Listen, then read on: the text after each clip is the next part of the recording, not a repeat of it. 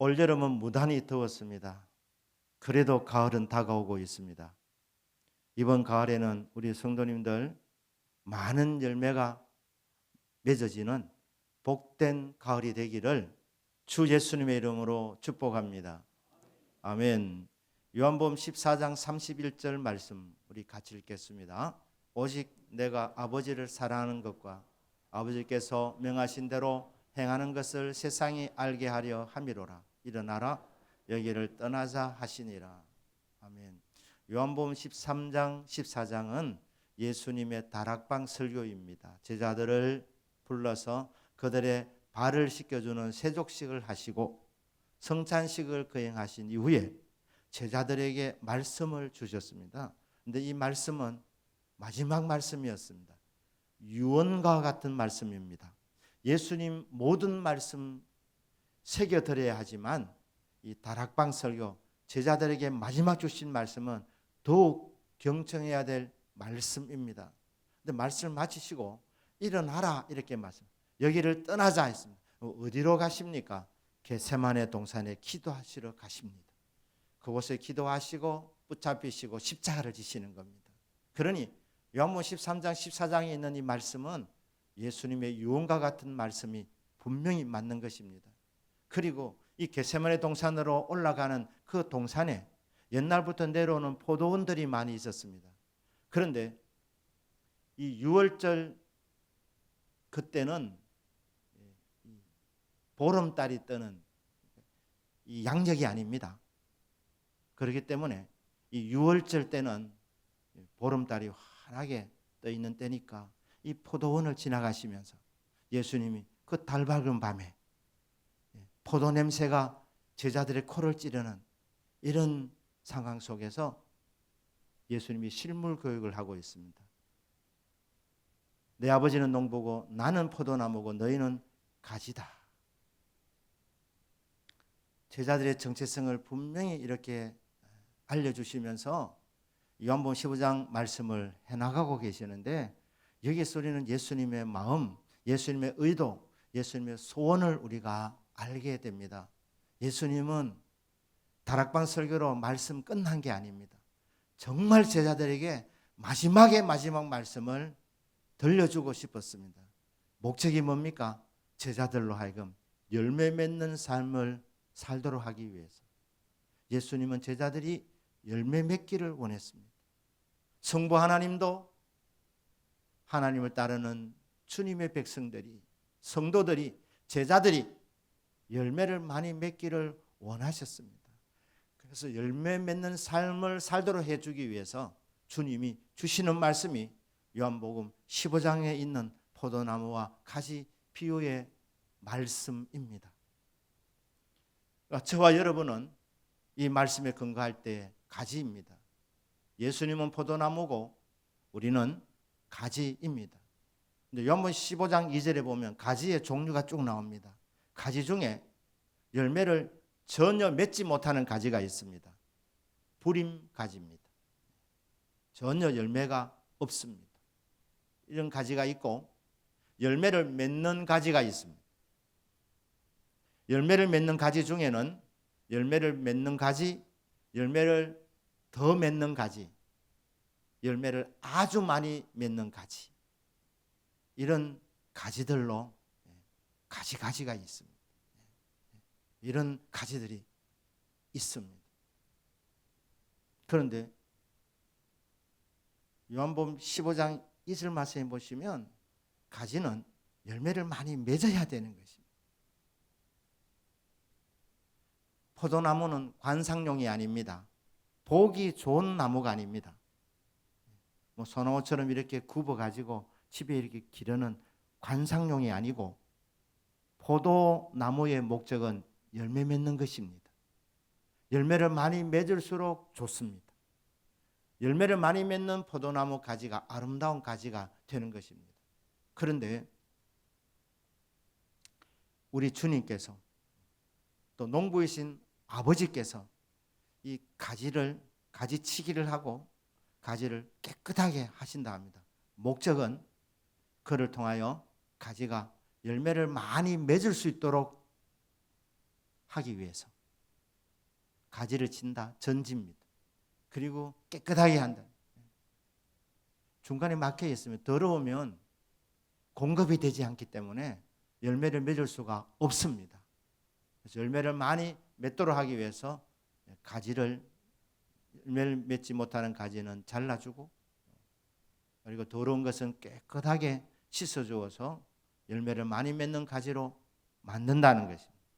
자, 이게 어떤 의미가 있는지 우리 주님이 어떤 일을 하시는지 히브리서 12장 5절 6절 말씀을 통해서 우리가 적용을 해보고자 합니다. 히브리 12장 5절 말씀 우리가 같이 읽겠습니다. 시작. 또 아들들에게 권하는 것 같이 너희에게 권면하신 말씀도 있었도다. 일러서되 내 아들아 주의 징계하심을 경히 여기지 말며 그에게 꾸지람을 받을 때에 낙심하지 마라. 예수님 따르는 사람들을 제자들이라고 하지만 동시에 성도입니다. 그리고 동시에 부자 관계가 형성이 됩니다.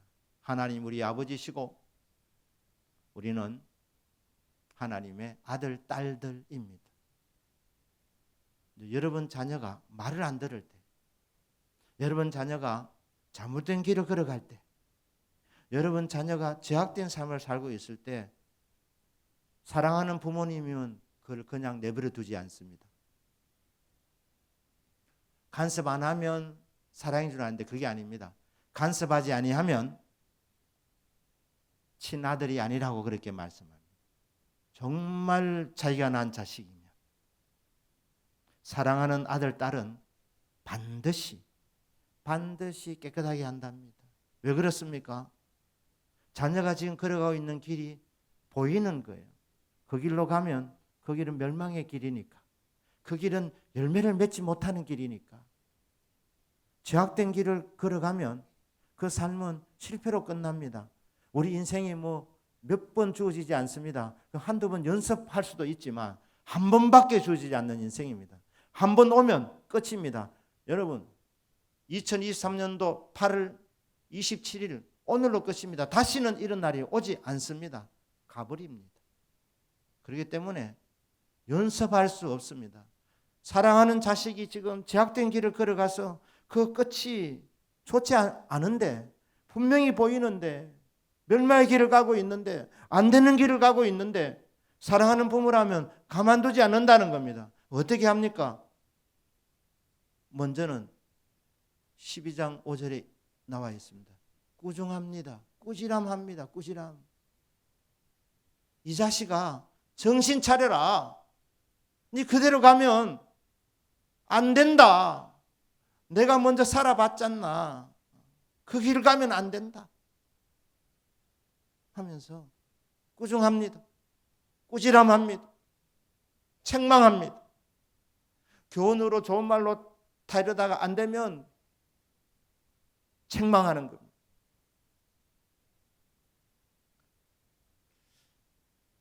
지혜로운 자식은 부모가 꾸중할 때 알아듣는 사람이 지혜로운 자식입니다. 아멘이십니까? 왜 아멘을 안 하십니까?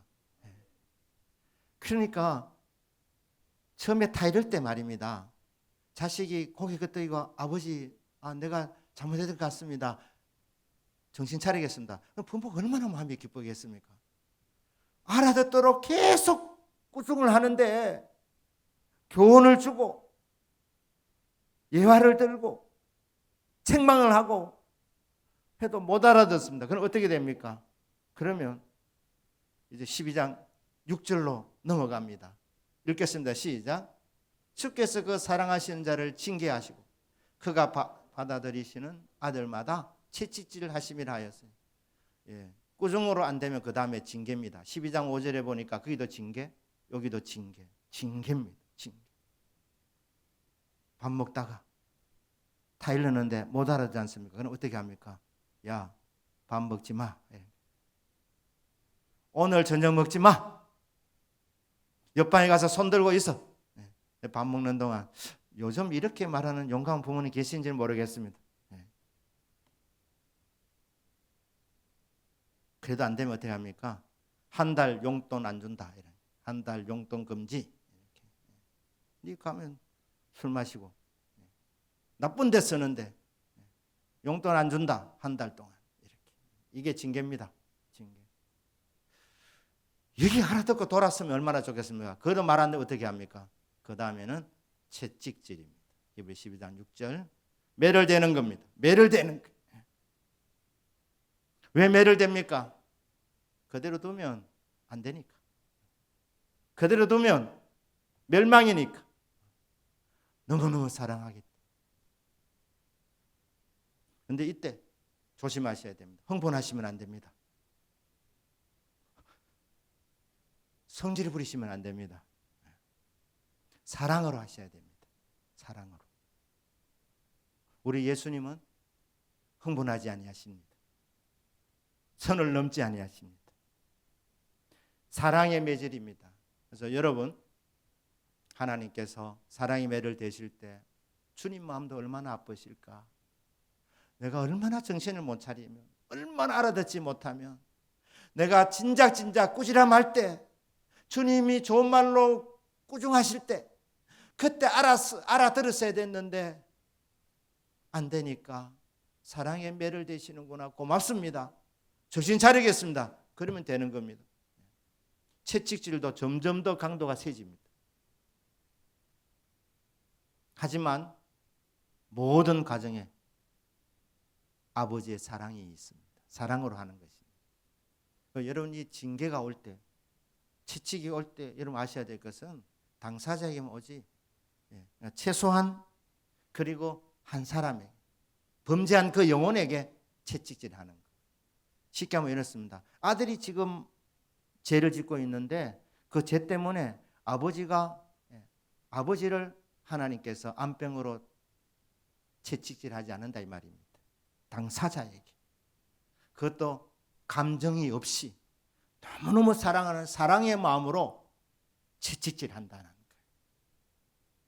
목적은 돌이켜서 열매 맺는 삶이 되도록 하기 위해서. 열매를 맺으면 어떻게 되냐? 열매를 맺으면 하나님이 영광 받으십니다. 요한복음 15장 8절입니다. 너희가 열매를 많이 맺으면 내 아버지께서 영광을 받으실 것이요 너희는 내 제자가 되리라. 아들이 잘하면, 아들이 잘 살면, 아들이 열매를 많이 맺으면 아버지가 영광을 받으신답니다.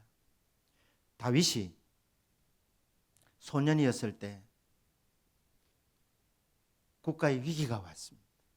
골리앗이라는 거인이 등장해가지고 내하고 맞짱 뜰 사람 나와 이러니까 이스라엘에 아무도 안 나갔어요. 왜냐하면 나가면 맞아 죽을 거니까.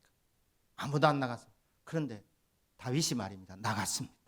물맷돌 5개를 들고 나가가지고 던졌는데 물맷돌 하나가 이마에 박혀서 골리앗이 쓰러졌습니다.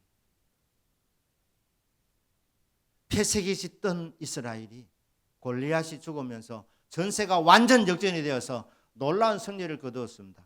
이 모습을 지켜보던 사울 왕이 뭐라고 말하느냐? 군대 장관, 군사령관 아브넬에게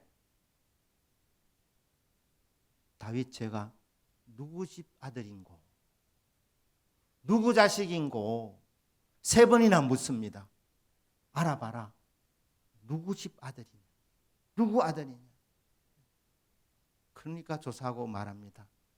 베들레헴 빵집 막내 아들입니다. 다윗이 자랄 때 아버지 이새의 이름이 올라가는 거예요. 아버지 이새의 이름. 저와 여러분의 삶에는 하나님의 명예가 걸려 있습니다. 여러분이 잘하면, 여러분 열매를 많이 맺으면 하나님의 이름이 높아지는 거예요. 하나님이 영광을 받으십니다. 열매를 맺으면 하나님의 기쁨이 되고 하나님은 정말 기뻐서 우리를 칭찬하십니다. 너는 내 기쁨이다. 내 자랑이다. 사랑스러운 내 아들이다. 정말 자랑스러운 내 딸이다. 이렇게 하는. 그러니까 저와 여러분 열매를 많이 맺으면 하나님 영광 받으시고 하나님 이름이 높아지고 동시에 우리는 보람이 있는 거예요. 아버지가 이렇게 기뻐하시나? 아버지 이렇게 좋아하시나? 보람이 있는 거예요. 열매를 많이 맺어야 합니다. 어떤 열매입니까? 먼저 우리가 쉽게 생각하는 건 전도의 열매입니다. 우리 성도님들 해마다 한 명은 꼭 전도할 수 있는 복이 있기를 주 예수 이름으로 축복합니다. 전도의 열매. 그런데 요한복음에서 말하는 이 열매는 전도 열매보다는 뭡니까? 요한복음 10장 10절에 보면 내가 온 것은 양으로 생명을 얻게 하고 더 풍성히 얻게 하려는 것이라. 생명을 주시기 위해서 오신 예수님. 그리고 풍성히 더 받게 하려는 것이라. 풍성한 삶을 주시를 원하시는 주님. 주님은 주님의 제자들이 풍성한 삶을 살기를 원하셨습니다. 풍성한 삶. 시편 1편 3절에 그는 시냇가에 심은 나무처럼만 철을 따라 열매를 맺으며 그 잎사귀가 마르지 아니한 같으니 그 하는 모든 일이 다 형통하리로다. 열매가 철을 따라 맺어지고 형통한 삶, 이게 풍성한 삶이라는 겁니다. 이렇게 풍성한 삶을 살기를 우리 주님은 간절하게 주님의 자녀들에게 원하고 있습니다. 기대하고 있는 것입니다. 우리가 또 생각하는 것은 성령의 9가지 열매입니다. 갈라디아서 5장 22절, 29, 23절. 오직 성령의 열매는 사랑, 희락, 화평, 오래 참은, 자비, 양선, 충성, 온유, 절제의 열매. 이런 열매들도 우리 주님은 기대하고 계십니다. 그리고 또 무슨 열매입니까? 디도서 3장 14절에 보면 열매와 선한 일이 왔다 갔다 할 수 있게 해놨습니다. 그러니까 우리 성도는 이 땅을 살아가면서 예수 믿는 사람이다 다 보고 있는데 선한 일, 좋은 일, 착한 일 많이 하셔야 됩니다. 성도가 나쁜 일 많이 하면 하나님 영광 가립니다. 성도가 선한 일을 많이 하게 될 때 우리의 착한 행실을 보고 안 믿는 사람들도 하늘에 계신 너희 아버지께 영광을 돌리게 하라. 선한 일을 많이 하시기를 주 예수님 이름으로 축복합니다. 그러면 비결이 있습니다. 어떻게 하면 되느냐?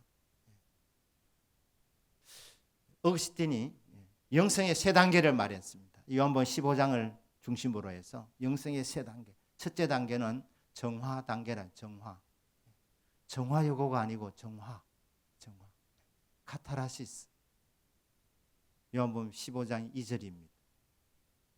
두 번째 단계는 조명의 단계입니다.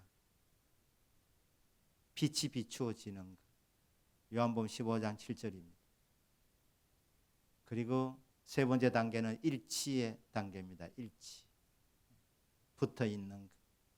요한복음 15장 7절과 앞뒤 전후에 있는 말씀들. 요한복음 15장 전체의 핵심은 일치되는 것.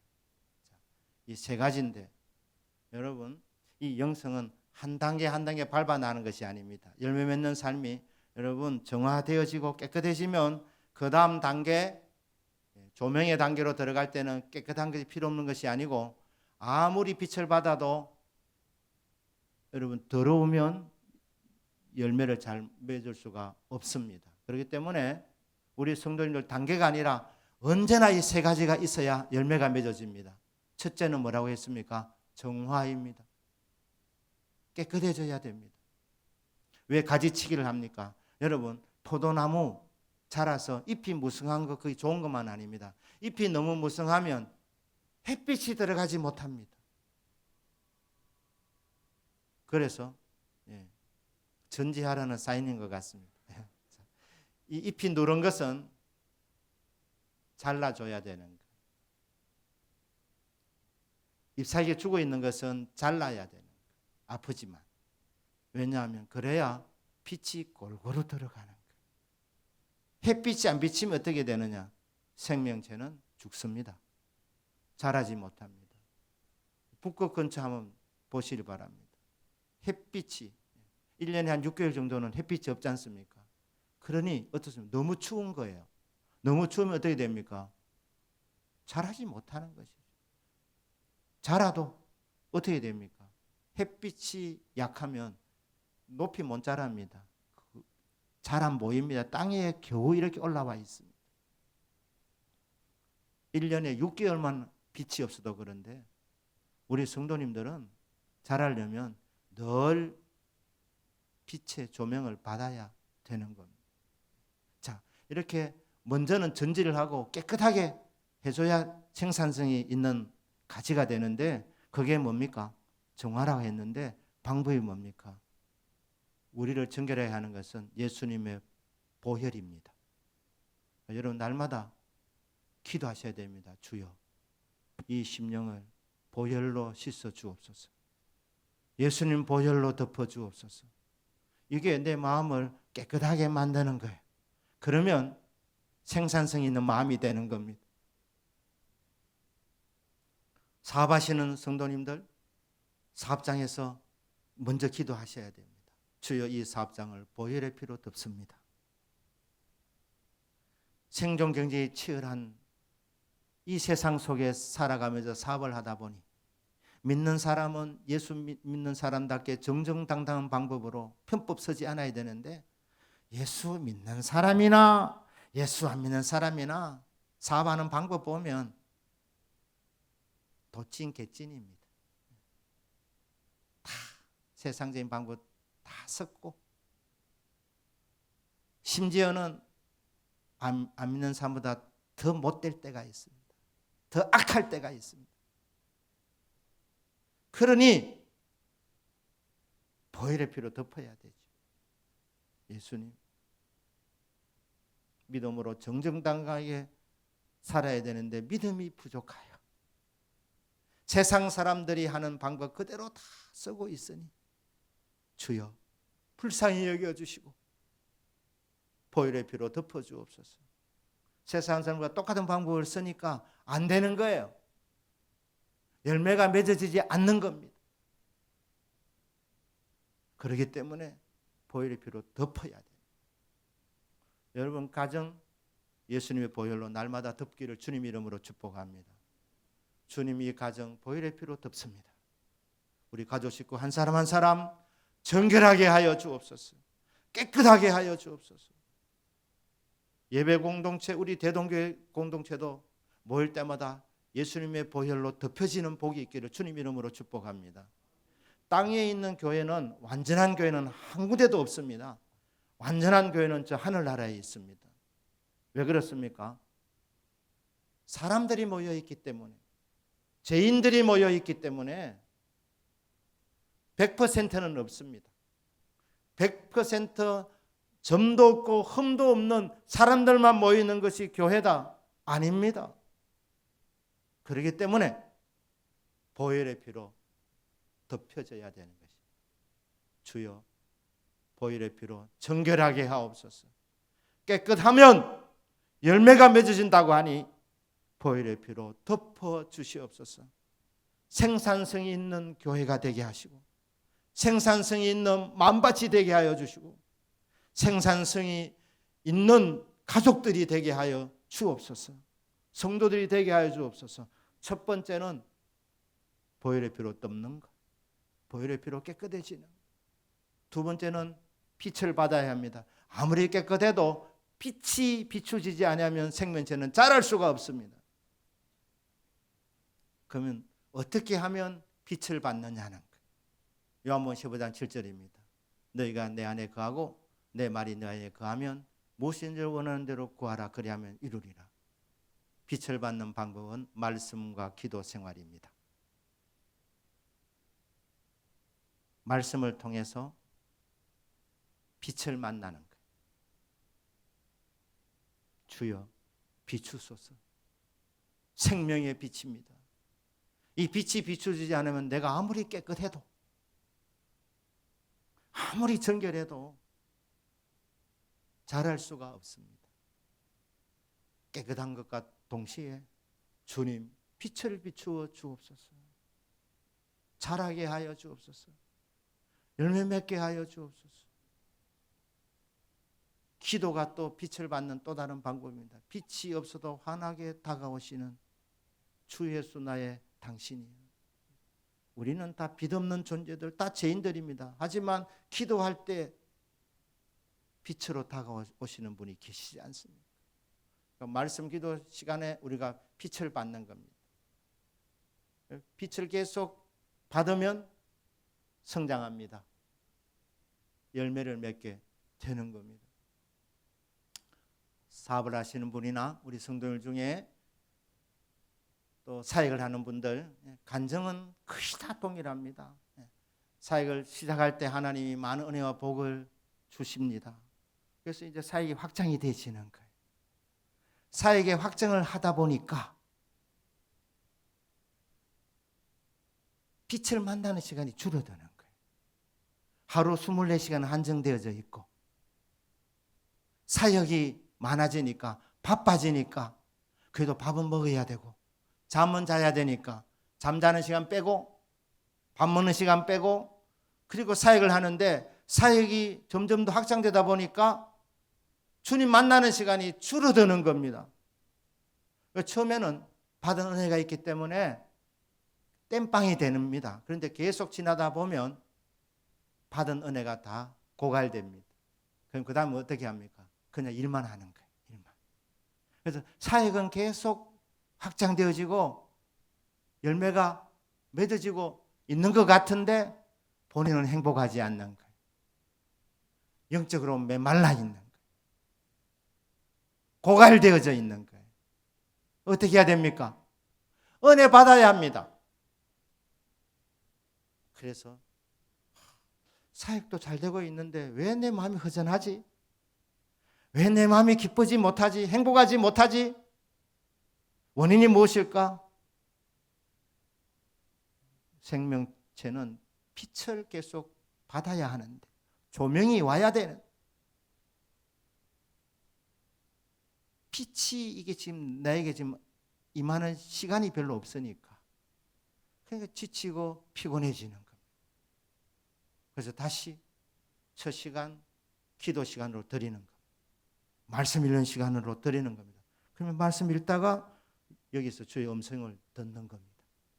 설교 말씀 듣다가 주의 음성으로 들려지게 되는 겁니다. 여러분, 성도는 반드시 빛을 받아야 합니다. 조명을 받으셔야 합니다. 비추셔야 합니다. 왜? 우리는 생명체이기 때문에.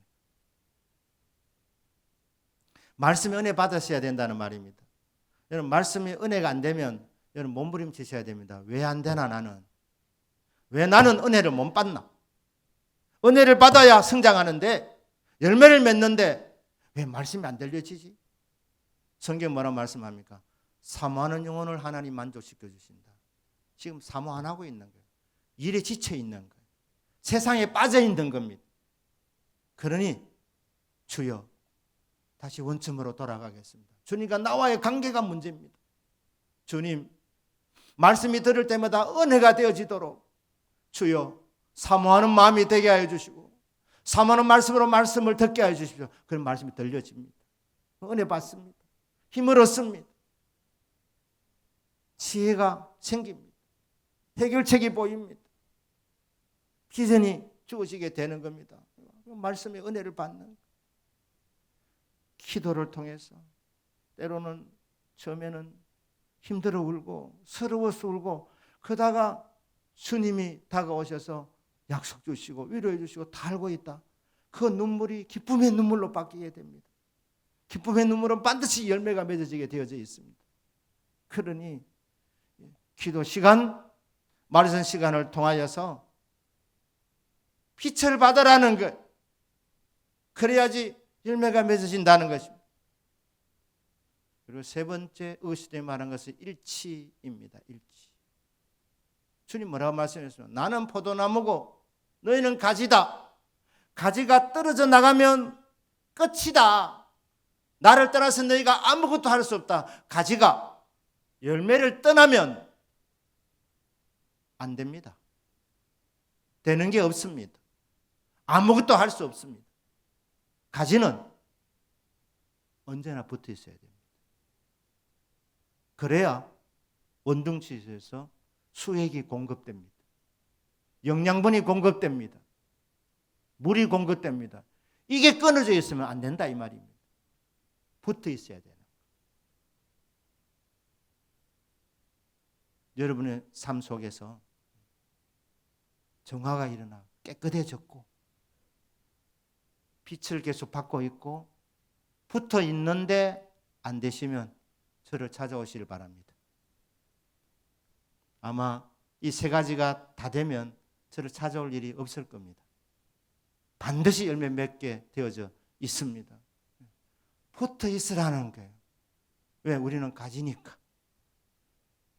그럼 어디 붙어 있어요? 예수님께. 예수님께 붙어 있으면 예수님이 필요한 능력 공급해 주신다는 겁니다. 예수님 힘으로 하는 거예요. 내게 능력 주시나 해서 내가 모든 것을 할 수 있느니라. 내가 하는 것이 아니라 나는 죽고 붙어 있으면 예수님이 하시는 거예요. 이런 말이 있습니다. 기는 자 위에 걷는 자가 있고 걷는 자 위에 뛰는 자가 있고 뛰는 자 위에 나는 자가 있고 나는 자 위에 붙어 있는 자가 있다. 인간이 할 수 있는 최고는 날아가는 겁니다. 날개도 없는데 날아가면 이거 대단한 겁니다. 이야, 어떻게 날아? 근데 날려면 에너지가 많이 소요됩니다. 공기 저항이 많기 때문에. 뛰는 것도 힘들지만 여러분 나는 건 정말 힘듭니다. 그런데 왜 붙어 있는 자가 나는 자보다 대단하냐면 붙어 있어서 날아다니는데 자기 힘은 안 쓰니까. 붙어만 있으니까. 붙어만 있어요. 예수님께만 붙어 있으면 날아 올라가는 건 예수님이 하시는 거예요. 예수님이 날아 올라가고 나는 붙어 있기만 하면 나도 같이 예수님처럼 날아다니는 거예요. 제가 여러분이 묻습니다. 여러분은 기는 사람입니까? 걷는 사람입니까? 뛰는 사람입니까? 날아다니는 사람입니까? 붙어 있는 사람입니까? 아멘입니다. 이 사람이 제일 지혜로운 사람이었나? 자기 힘쓰는 거 없으니까. 왜? 예수님이 다 하시니까. 예수님이 다 하시니까. 이 말씀, 열매 맺기를 원하는 이 말씀을 왜 포도원에서 하셨을까요? 열매 맺는 것이 어렵지 않다는 거. 너희들은 가지인데 붙어 있으면 된다. 더러우면 보혈의 피로 깨끗해지고 생산성 있는 준비를 하고 계속 빛의 조명을 받으면서 그럼에도 불구하고 붙어 있으면 이 삼박자가 갖추어지면 그러면 열매가 맺어지는 겁니다. 열매를 맺으면 하나님 아버지 영광 받으십니다. 우리는 행복해지는, 기쁨이 넘치고 보람이 넘치는 겁니다. 저와 여러분의 남은 삶, 특별히 이번 가을에 열매 많이 맺게 되기를 주 예수님 이름으로 축복합니다.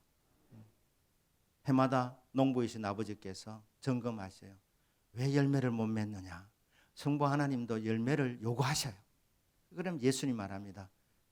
금년만 참아주십시오. 금년에 제가 해보겠습니다. 그렇게 해서 1년만 참아주십시오. 그게 1년 지나 3년이 지나면 하나님 말씀, 내가 참을 만큼 참았다.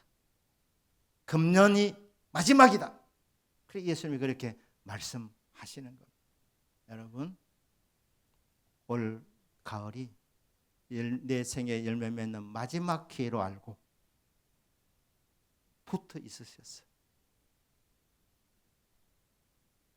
빛의 조명을 받으시고 보혈의 피로 덮어주셔서 30배, 60배, 100배의 결실을 맺는 삶이 되기를 주 예수님의 이름으로 축복합니다.